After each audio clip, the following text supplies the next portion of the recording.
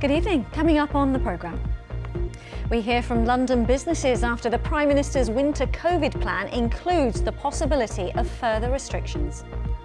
My worries and fears about the further restriction will be that we will have to close the coffee shop. And what about you? How are you feeling about more uncertainty ahead? We'll speak to a mental health expert. Also tonight. Fears more families will rely on food banks when the extra £20 a week universal credit stops at the end of the month. Plus, I'm on Brick Lane, where the Truman Brewery building has been given permission to turn into a 5-storey office block and a shopping mall. And there are a lot of small businesses on Brick Lane that aren't happy about it. and checking in. We check out the hotel, yes, for your houseplants while you're away.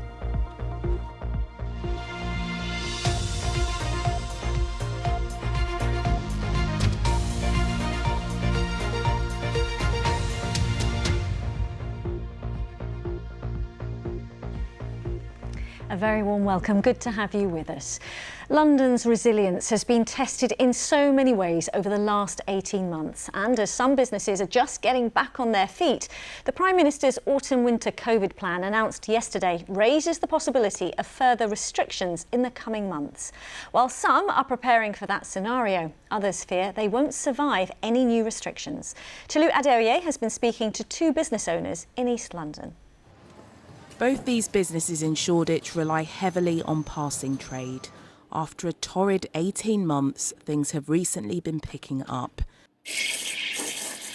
Mariana manages coffee shop Vintage Rooms. The business is getting better. We're starting to get more customers, even though we don't have the tourists yet. So a little bit positive, yeah, definitely. Next door, Tim owns Tweedle Co, a candle shop. The last few weeks, footfall has picked up. Sales have really picked up, and there's a feeling of starting to return to some kind of normality. Yesterday, the Prime Minister revealed his autumn-winter COVID strategy. Plan A is designed to prevent the NHS being overwhelmed and will promote vaccines, including for 12 to 15-year-olds, booster jabs and testing, while Plan B will be used if the NHS is coming under unsustainable pressure. It could see compulsory face masks and vaccine passports in certain situations. Under Plan B, the public would be urged to act more cautiously. Working from home guidelines could also be issued. This would all mean a fall in footfall for businesses like these that rely on people being out and about and spending. I'll take you downstairs. The government has said Plan B would be a last resort. Tim is planning for the worst. So this is our winter plan. We've got extra boxes in, so that if we do have to go 100% online orders, we will still be able to serve our customers as normal.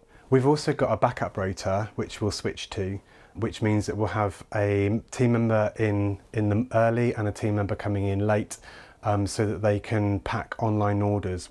But back at Vintage Rooms, Mariana says for her, any new restrictions would be devastating. My worries and fears about the further restriction will be that we will have to close the coffee shop, and this will be really, really sad, not only for me, even for all the customers. You don't think you'd survive more restrictions? We will definitely not survive for further restriction, no, definitely not. The London Chamber of Commerce and Industry has welcomed the government's intention to keep the economy open. But it says Plan B should also provide an indication of business support. Tim and Mariana hope we stay on track with Plan A to give their businesses the best chance for the future. Tolu Adeoye, BBC London. That's a couple of the capital's businesses, but what about the robustness of our own mental health? It's been a long 18 months and some have struggled to socialise during the pandemic and felt quite isolated. Jamie Morland reports on the free boat trips on the Regent's Canal that are trying to help vulnerable Londoners. Ahoy there! Ahoy there! A boat trip along Regent's Canal and a chance to socialise after lockdown.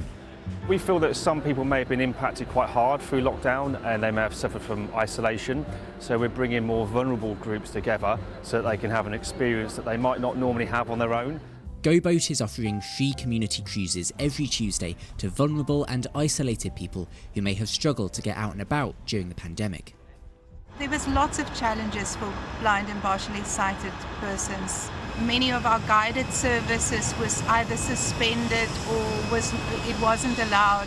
You couldn't get the support you needed at the stations because they weren't doing that. And if without the support, then you're not going to use the trains because we'll end up off the platform or who knows where. It's feeling quite isolated. The Royal National Institute of Blind People has helped arrange a ride for blind and partially sighted Londoners. Touch is our most important sense. Under lockdown and under the pandemic, we have been discouraged from touching. I need to touch things because otherwise I don't know what I'm looking at, to be quite frank with you.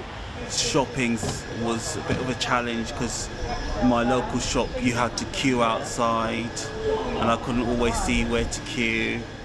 We're used to knowing our routes and they'd say there's signs, but if you can't actually see the sign, then you can't read it. It's hoped the tours will help improve people's mental health and provide a sense of inclusivity. This is a very brave thing for all of the people to do that has come out today, and I think it shows that we have just our spirit of adventure. At some point we have to learn to live again, and what we're doing at the moment is not really living, it's existing.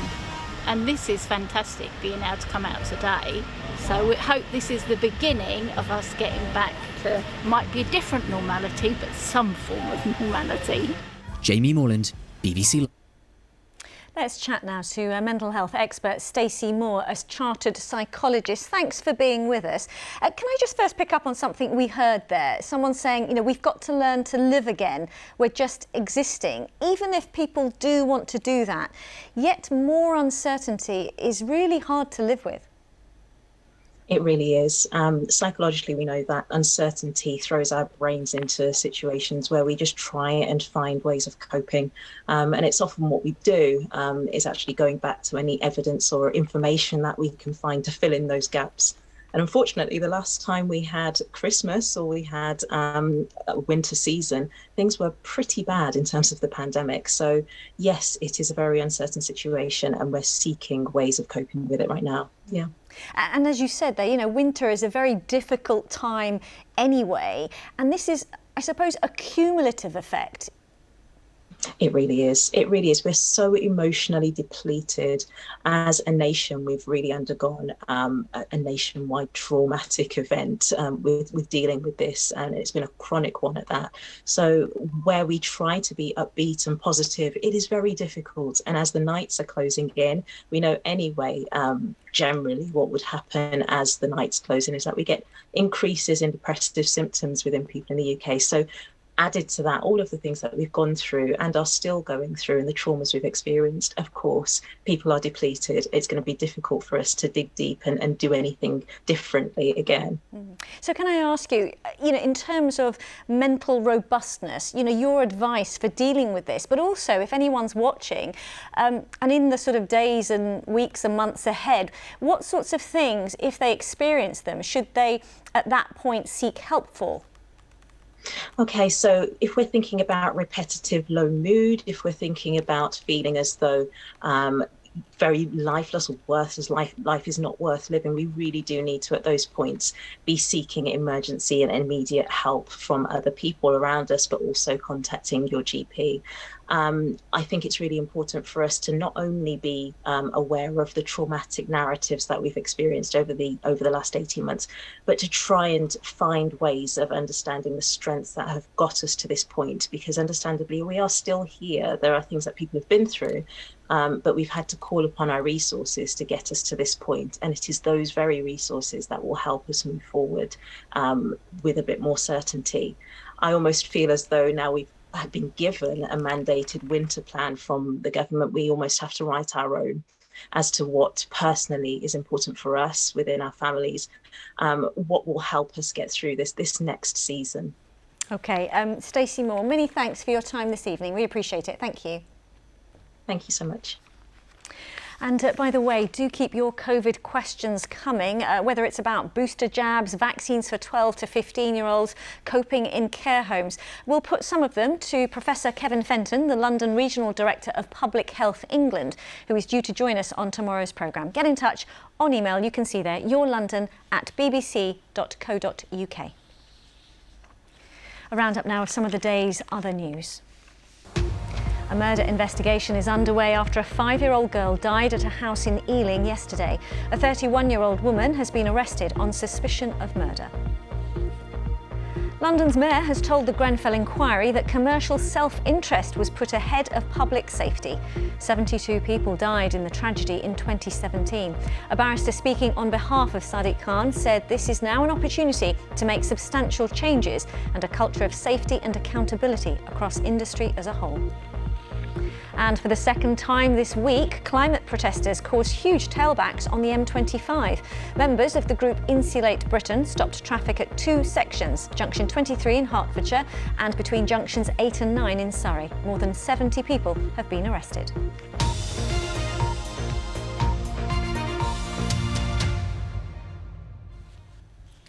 Now, as MPs have been debating government proposals to scrap the £20 a week uplift to universal credit that was introduced last March to help during the pandemic, there are fears the change will lead to more families in the capital relying on food banks for basic supplies. The food charity, the Trussell Trust, believes thousands of Londoners could be forced to skip meals. Chris Slegg reports. A familiar face helping out at the Brixton and Norwood Food Bank today, local musician and businessman Levi Roots. This takes me back to when I was a kid, you know, when I was struggling in these areas of Lambeth and I grew up on the dole. It's one of the most saddest things that you can think of, that families cannot feed their children. Families cannot afford to turn the eating on in the winter coming up. Over the last year, food bank usage in the capital soared. Between 2020 and 2021, the number of parcels delivered more than doubled to 420,000. The Trussell Trust says their research shows that if the government's planned £20 a week cut to universal credit goes ahead next month, then 1 in 5 Londoners fear having to skip meals. And 1 in 6 say they will need to use a food bank. Here's how the Prime Minister explained the cut to universal credit back in July. The best way forward is to get people into higher wage, higher skilled jobs. And that's the ambition of this government. And we think, and if you ask me to make a choice between more welfare or better, higher paid jobs, I'm going to go for better, higher paid jobs. They're delivering 60 to 80 parcels every day here in Brixton and Norwood. I think we're in a crisis. I think it's been really busy. We've seen huge need of our services and we've seen a busy summer, and I think we're looking to a very busy autumn and winter. Would you like bread rolls as well? Across town in Hammersmith and Fulham, Jenny has come to collect food for her family. How important is this food bank for you? It's very important, especially nowadays. I'm budgeting our meal every day for the children. It's going to be winter in few months' time, and the bill will be higher, especially the gas. Billy, who helps run the food bank, fears for the winter ahead. Oh, we help hundreds a week, and that £20 support is a lifeline for so many families. That could be the difference of actually having hot food or cold food. Whether the government can bring positive change remains to be seen, but for now, the capital's hunger pains appear to be worsening. Chris Slegg, BBC London. Environmental campaigners have raised concerns after a leak which took place last year during the construction of the high-speed rail link HS2. It involves large amounts of a potentially polluting substance into the chalk rock in Buckinghamshire. HS2 insists it's had no adverse effects. Our transport correspondent Tom Edwards has more details. This is a ventilation shaft near Chalfont St Peter in Buckinghamshire. Here HS2 lost drilling material into the chalk. The incident took place last year, but its scale has only just emerged. The tunnel then proceeds over the top of the hill or under through the hill, and then you'll find it near Chalfont St Peter where there's a vent shaft, and it's a vent shaft where the leak has taken place. Campaigners have just obtained the official report. 1,600 cubic metres of bentonite slurry was lost, or 43 lorry loads. It's now in the chalk rock, also known as an aquifer that usually stores water. It is a worry to people because all of the watercourses around here are mainly fed by the aquifer. So if you see lakes, you see rivers in this area, and there are many of them, chalk streams as well, if they're fed by the aquifer, and if there's a pollutant in the aquifer sitting there and it gets mobilised by the groundwater, then it will end up in rivers and lakes. Bentonite is used in drilling to cool and lubricate cutting tools. Network Rail regards it as highly polluting and says it can cause damage to plants and animals. The official report into this incident says that the bentonite slurry is now located around the drilled ventilation shaft at a distance of 500 metres. But the report also says that due to wetter winters, due to climate change, there's no guarantee that it might not move. These are blooms of chalk in a once clear lake from last year. Campaigners say their footage shows HS2's drilling damaged the lattice of chalk beneath the ground. Large-scale tunnelling through the aquifer hasn't started yet, but geologists fear further pollution. My worry is that there are certain places, particularly at the river crossings further along the tunnel route, Chalfont St Giles and just north of Amersham, where we know there are structural issues within the chalk itself. And in those locations, there could be serious issues. HS2 have given us a statement. In it, they say that bentonite is a safe, naturally occurring form of clay that is widely used across the construction industry. It goes on to say, while we regret the loss at this location, monitoring has not identified any adverse effects on the aquifer or on water supplies. Just this week, HS2 has been celebrating a year of construction. For campaigners, though, further tunnelling fills them with dread. Tom Edwards, BBC London. Still to come tonight. Checking in. Would you send your houseplants to a hotel to be looked after while you're away?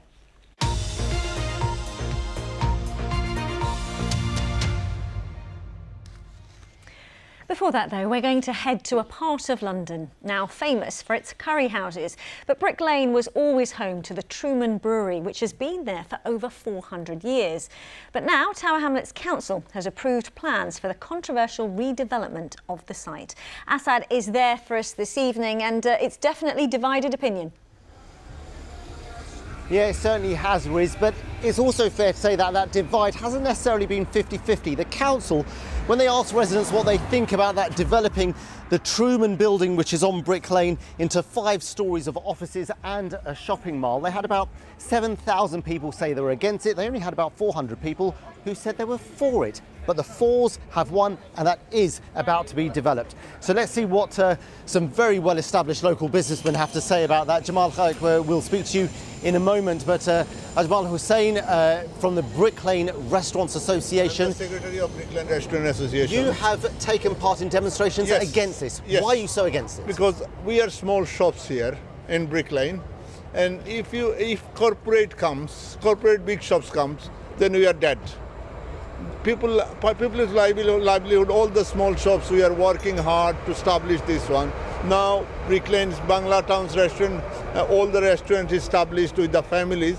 If the big shop comes, big corporate business starts, and they have so much fund, they can advertise and divert all the people there. But it's fair to say that Brick Lane has changed not only over decades, but centuries. It's always redeveloped itself. Yes, I agree with, but where all the people come and established here, but now establishments coming here to give service to service people, but like all the people, like Bangladeshi people come and established in England. Okay. But it is not the same way they're giving the... Okay, let's see what Jamal Khalik says from Taj Stores, which has been on Brick Lane since 1936. Yeah. Are you worried? Yes and no. I mean, what it is like I was kind of for the development, and what I wanted to see is basically I wanted to see them kind of like tone down their design, kind of incorporate with the conservation and the British heritage of Brick Lane. Because as you know, I mean, my family been here for a long time. I've got a lot of passion and love for the area. Having a development in such a big scale like that. Do you think small businesses can survive? It's quite questionable, because obviously a huge development like that will encourage a lot of footfalls to the area. So that's the good part. But what they normally need to do is basically, if they had invited the local small businesses to open the businesses in the development. But they are not giving this chance. Well, it's certainly provoking a strong feeling. Let me just show you that Truman Brewery. They said that we believe that the development will enhance Brick Lane and the wider area. Specifically, it will create more than 700 new jobs, attracting visitors and workers who will spend their money in the local area. Let's see what happens. Back to you, Riz. Asad, thanks very much. Now, on this day, back in 1890, one of the most important writers of the 20th century was born. Agatha Christie is known the world over for her murder mysteries, 66 detective novels alone. She also wrote plays, and one of them, Witness for the Prosecution, reopened last night to a sold-out audience. Alice Bandikravi has been speaking to her great-grandson about her theatrical legacy and the play's director about staging it in an historic building. I swear by Almighty God that the evidence I shall give shall be the truth, the whole truth, and nothing but the truth. Agatha Christie practically invented the murder mystery. Her novels are adored and translated into dozens of languages. Her play, The Mousetrap, was the longest running ever to grace a London stage. This is Christie going to see it in 1957. And here she is, fur-coated and script in hand, at the rehearsals for Witness for the Prosecution, the play she was most proud of, according to her great-grandson. There is a story of her walking out, leaving the theatre after the first night and being outside on the street waiting for her car or whatever it was to take her home. And, you know, in those days, while she was incredibly famous, she probably wasn't that visibly famous, and she was overhearing the people coming out the theatre. And I think that gave her such a buzz to hear people coming out, loving the play, not knowing that she was there. She talks about the first night of Witness as being the happiest she's ever been in a theatre. But this production is not in a theatre. It's in the old County Hall building on the South Bank. You just step in through that door. I remember the very first time I did, I literally gasped, and it was dusty and it had lots of very disgusting coloured blue carpet, but even so, it was the grandeur of it, the scale of it. It felt immediately like a very sober place, a place where a matter of life and death can be decided. So it's a perfect space for this play. My wife thinks I'm going to be arrested. And if advance ticket sales are anything to go by, audiences are certainly showing their appreciation. It shocked me last night to come to sit in this auditorium again with a 99% full house and to feel this sort of warmth from the audience. I hadn't felt that. I mean, it wasn't there even necessarily 18 months ago. This felt very specific about this audience coming back to the theatre for the first time. And then I got a real shock because they followed the story. That sounds so stupid, but they literally followed every beat of the story. And we had gasps. We had somebody speak outright when she was surprised. She said, "No," like this. It was wonderful. And then at the end, which was even better, they all got to their feet. You killed Emily French. I didn't do it. I didn't kill her. I've never killed anybody. Alice Bandikravi, BBC London. Welcome to my greenhouse. OK, I wonder how many of us, while stuck at home during lockdown, brought home a few houseplants because sales have shot up. But what happens to them now we're allowed to travel once again? Ask a neighbour to water them for you, or, as some people are doing, seek out the services of a plant hotel. I kid you not. Take a look. Hi there, I'm Mark. Welcome to Patch Plants Hotel. Hi, I'm Steph. And what's This is one's Anna. name? OK, lovely. Let me take Anna for you. And just place Anna down there. Welcome to Patch Plants Hotel.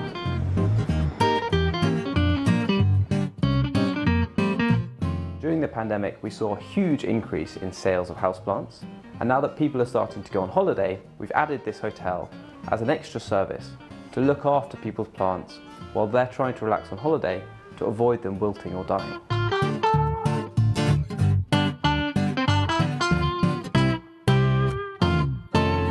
This is our accommodation, and as you can see, it's got the perfect conditions. We've got loads of natural light, and we've got space for up to 300 plants.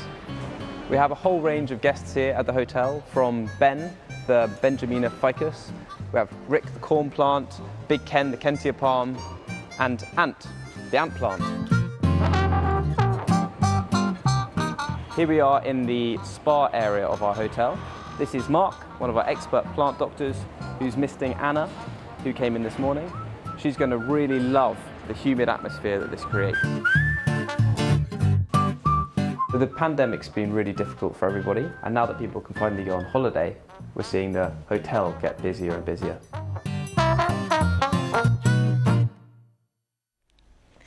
I think we could all do with a spa area. Right, over to Susan now for the weather, and thankfully, what a difference a day makes. Absolutely, Riz. I do think of my plants as my second family. And when I go on holiday as well, you have to think about the weather outside and inside. But for anyone who's perhaps venturing a little bit further afield in the next few days, there will be quite a dry picture across the capital. Here is one of our weather watchers this evening, just watching the sun set down across Southwark. We have seen some good sunshine and some warmth in terms of our weather across London today. And there's more to come tomorrow and for Friday, but the picture will change quite dramatically come the weekend. However, here's our satellite from today, and there was a little bit of cloud coming and going from time to time. It did go a shade overcast, but as Riz said, it was nothing like yesterday with that torrential rain. And through this evening, there's some more sunshine to come as we close out our day, and it will stay fine on into the small hours of Thursday.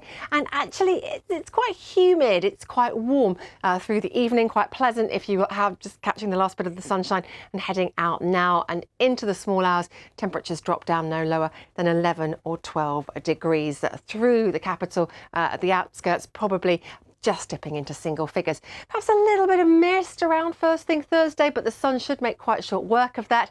Again, like today, a bit of patchy cloud passing over us, but it will be a fine day and temperatures could get up to 23 degrees. That is actually just slightly above average for the time of year. Friday looks similarly promising. Another dry day, plenty of brightness, hopefully quite a bit of sunshine.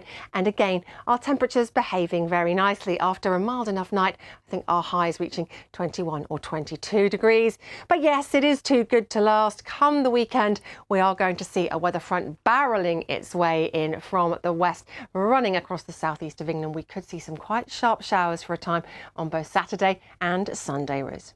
Thanks, Susan. And that's where we leave you. But in case you missed it on our website, check out the police dogs who've won awards for their bravery along with their handlers. Some incredible stories there. From me and all of us on the team, thanks very much for watching and enjoy your evening. Take care. Bye-bye.